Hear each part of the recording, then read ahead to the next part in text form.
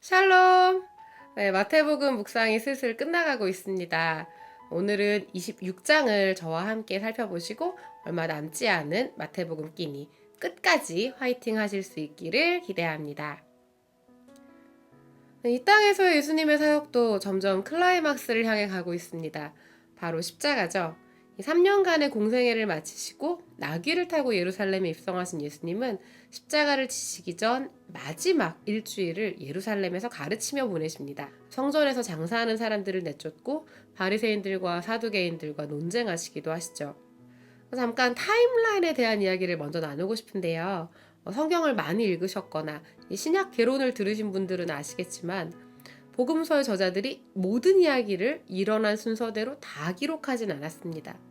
특별히 마태, 마가, 누가의 공관복음 3권은 비교적 예수님의 제자들이나 그 제자들에게서 예수님의 이야기를 직접 들은 신도들이 살았던 시대에 기록되었기 때문에 더더욱 연대기적 기록을 할 필요가 없었습니다. 대충 다 아는 이야기니까요. 그렇지만 후대의 성경을 읽는 저희는 그렇지 않죠. 그래서 4권의 복음서에 기록된 이야기들을 가능한 시간순으로 또 연대기적으로 배열해서 이해하려는 노력들 끝에 이 많은 학자들이 대략적으로 합의하는 부분에 따라서 26장에 나오는 사건들을 시간 순서에 따라 한번 그려보았습니다. 물론 학자들마다 주목하는 부분들이 서로 다르기 때문에 절대 이게 맞아! 이런 건 없습니다. 예수님의 마지막 시간을 조금이라도 더 따라가며 묵상하는 데 도움이 되면 좋겠습니다. 26장 본문은 제자들에게 이 6월절에 가까운 것과 곧 있을 인자의 십자가 고난에 대해 이야기하시는 예수님의 말씀으로 시작됩니다.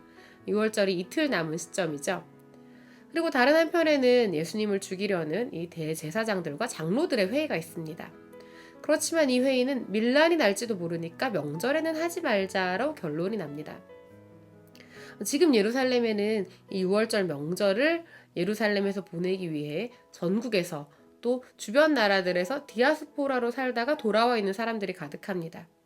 이 많은 사람들이 예수의 소문을 듣고 예수가 메시아라고 믿고 있는 이 시점에서 이 거사를 치렀다가는 자신들이 누리고 있는 로마 정부로부터의 지지와 이 특혜를 잃어버리게 될 수도 있습니다. 그래서 좀 사람들 가고 나면 처리하자 이렇게 이야기를 하고 있는 모습인 것이죠. 그런데 왜 사람들이 6월절을 예루살렘에서 보내려고 할까요? 잘 아시다시피 6월절은 애굽에서 바로의 노예로 살며 압제받던 이스라엘 백성을 구원하시고 출애굽시키신 하나님께 감사하고 이를 기억하며 경배하는 명절입니다. 애굽의 장자는 사람이나 짐승을 막론하고 다 죽었지만 어린 양을 잡아 식구 수대로 먹고 그 피를 문지방에 바른 이스라엘 사람들은 구원받고 살아남았습니다. 그리고 하나님께서는 이 6월절 예식을 규례로 삼아 이스라엘 모든 자손이 영원히 지킬 것을 명하셨습니다. 예루살렘에서 6월절을 지키는 것에 대한 근거는 신명기 16장에서 찾을 수 있는데요. 6월절 제사를 내 하나님 여호와께서 내게 주신 각 성에서 드리지 말고 오직 내 하나님 여호와께서 자신의 이름을 두시려고 택하신 곳에서 그 고기를 구워 먹고 아침에 내 장막으로 돌아갈 것이니라. 하나님께서 자기 이름을 두시려고 택하신 곳, 성전, 예루살렘. 그래서 예루살렘에서 6월절 명절을 지키는 모습을 볼 수 있습니다. 그런데 정작 이스라엘 백성은 이 광야 생활을 끝내고 가나안 땅에 들어갔을 때와 왕정시대의 히스기야 왕 그리고 요시야 왕 때를 제외하고는 6월절을 거의 잘 지키지 않았던 것 같고 포로 시대가 되어서야 성전을 재건하기 위해 귀환한 제사장들과 레위인들이 6월절을 지켰음을 에스라서 6장에서 볼 수 있습니다. 그리고 이때부터 외세의 침략과 식민 지배 속에서 이스라엘 백성들은 메시아를 기다리며 하나님께서 이스라엘에게 나라를 되찾아 주시기를 바라며 해마다 6월절 규례를 지켜왔던 것이죠. 그런데 본문에는 무교절의 첫날이라는 표현도 등장합니다.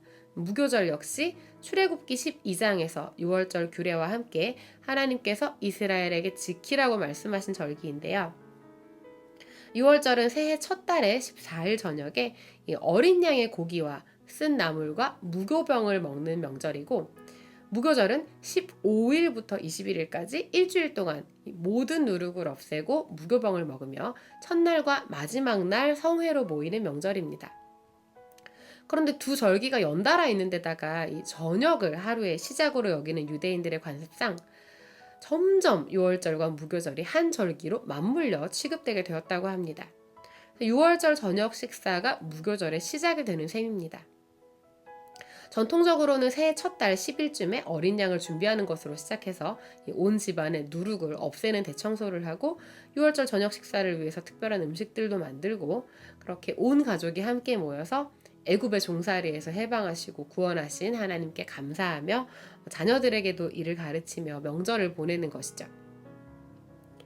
예수님도 이 유월절 저녁 식사를 제자들과 함께 하려고 하십니다. 십자가를 앞둔 예수님이 이 땅에서 제자들과 보내는 마지막 시간 그리고 마지막 사역입니다. 예수님이 유월절 어린 양이시라는 표현이 저에게 참 익숙하고 또 맞는 말씀이지만 이 당시에는 아무도 그 사실을 알지 못했습니다. 제자들도 예수님의 예루살렘 입성을 환영한 많은 사람들도 정치적인 메시아로서 로마와 싸워 승리할 예수님을 기대했지 예수님이 십자가에 못 박혀 돌아가실 것이라고는 생각하지 않았습니다. 그러나 예수님은 처음부터 끝을 준비하고 계셨습니다.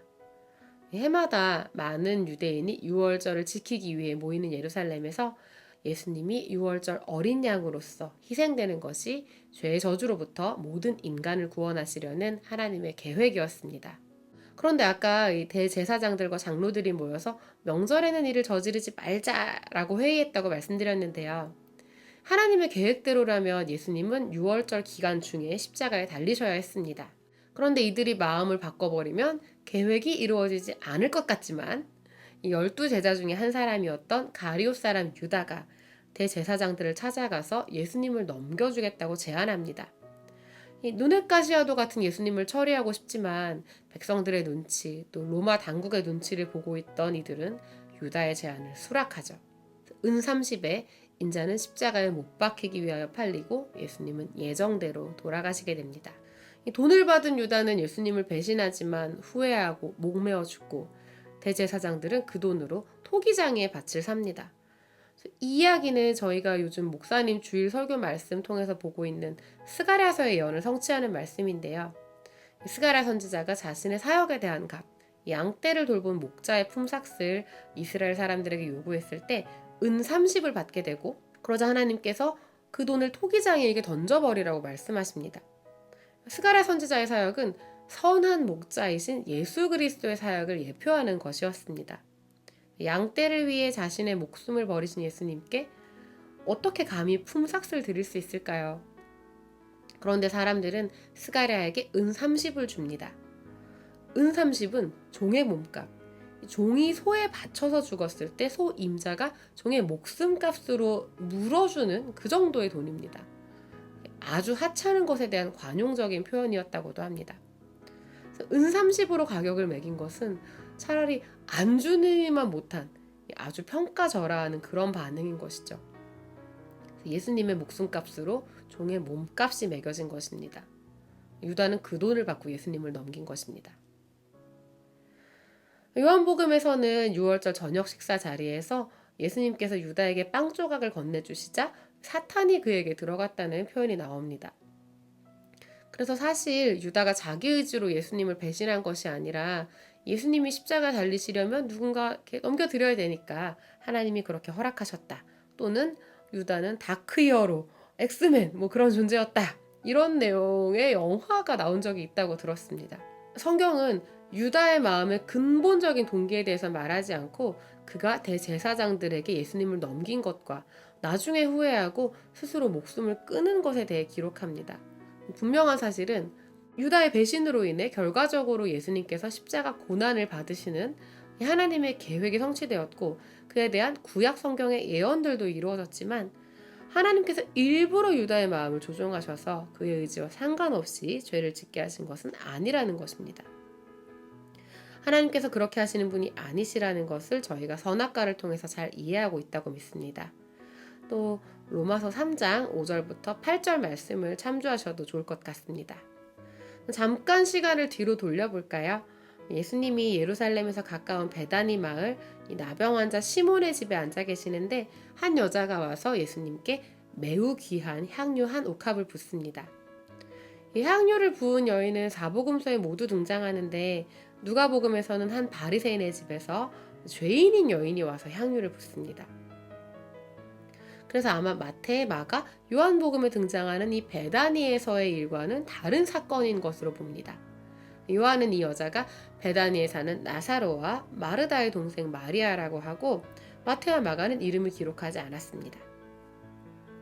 어쨌든 이 여자는 향유 한 병을 들고 와서 그대로 예수님께 부었고 제자들은 엄청나게 화를 냅니다. 그런 제자들에게 예수님은 이 여자는 내 장례를 준비하였으니 그를 괴롭게 하지 말라고 하시죠. 요한복음에 따르면 이 일은 6월절 엿새 전에 일어났습니다. 시간과 거리를 고려했을 때 예수님은 이 다음 날 나귀를 타고 예루살렘으로 들어가셨을 것입니다. 거기에서 예수님을 맞이한 수많은 사람들은 예수님을 왕으로, 정치적인 메시아로, 능력 있는 구원자로 환영했습니다. 겉옷이 잔뜩 길에 깔리고 종려나무 잎사귀를 흔들며 사람들이 외쳤습니다. 호산나! 주의 이름으로 오시는 이여! 그런데 예수님에게 이 길은 사실은 죽음으로 가는 길입니다. 6월절의 제물인 어린 양으로서 하나님의 뜻과 계획을 이루기 위해 십자가를 지러 가는 길입니다. 그리고 향유를 부은 여인은 예수님이 죽으러 가신다는 것을 이해했던 한 사람입니다. 예수님은 자신이 고난을 당하고 죽으실 것에 대해서 계속 말씀하셨습니다. 하지만 다들 안 믿었습니다. 제자들이 계속 누가 큰지, 예수님 왕 되셨을 때 누가 가까운 자리 차지할지 싸우잖아요. 이제 예수님은 다시 살아나실 거지만 일주일 후면 십자가에 달려 돌아가실 것인데 여기까지 함께 온 제자들도 예수님의 말을 제대로 듣지 않고 예수님의 마음을 이해하지 못하고 있을 때 이 여자가 향유를 부어서 예수님의 장례를 준비한 것입니다. 이 여자가 아주 특별한 사람이라서 혼자만 아는 그런 특별한 계시를 가졌다기보다는 예수님의 말씀을 잘 귀담아 들은 사람이었다고 생각합니다. 남들은 흘려들은 인자의 고난에 대해 이 여자는 잘 듣고 다 이해하지는 못하더라도 뭔가 예수님께 자신의 마음을 표현해 드리고 싶었던 게 아닐까 싶습니다. 우리를 대신해 죽으시는 하나님의 아들에 대한 이 감사와 사랑과 존경과 마태가 여기 26장에 향유를 부은 여인의 이야기를 기록한 이유도 이것일 것입니다. 그 당시에는 알지 못했겠지만 십자가의 길로 걸어가시는 예수님을 위해 부어진 향유의 의미를 나중에 알았겠죠. 그리고 예수님의 말씀의 의미를 깨달았을 것입니다. 하나님의 뜻을 이루러 오신 예수님의 마지막 시간들이 흐르고 있습니다. 그분은 왕이시지만 세상이 기대하는 방식과는 다르게 통치하십니다. 너희 중에 큰 자는 너희를 섬기는 자가 되어야 한다고 가르치신 그대로 본을 보여주셨고 자신의 목숨을 제물로 내어주고서 우리를 구속해 주셨습니다. 이번 끼니 마태복음 26장을 보면서 비록 예수님과 저희들의 시간이 2000년이라는 갭이 난다고는 하지만 묵상을 통해 예수님의 시간을 오늘 다시 따라가며 이해하며 되새겨 볼 수 있으면 좋겠습니다. 특별히 6월절의 의미를 다시 되짚어 볼 수 있으면 좋겠다는 생각이 듭니다. 출애굽 시대의 6월절은 애굽의 종살이로부터의 해방이었습니다. 나라를 빼앗긴 이스라엘 민족은 제국들의 압제와 또 로마의 종살이에서 해방되기를 바라며 6월절을 지켰습니다. 오늘 믿는 우리에게는 우리의 6월절 양이신 예수 그리스도를 통한 죄와 사망의 종살이로부터 해방입니다. 또한 그분의 피는 우리에게 새 언약을 세워주셨습니다. 출애굽한 이스라엘 백성이 모세를 통하여서 하나님과 언약을 맺었지만 이는 구약, 즉 옛 언약이었습니다. 그러나 이제 그리스도의 피, 그의 잔을 마심으로 우리는 새 언약, 신약을 누리는 자들이 되었습니다. 어떤 차이가 있을까요? 이 부분도 묵상하시고 셀에서 함께 나눠보셔도 좋을 것 같습니다.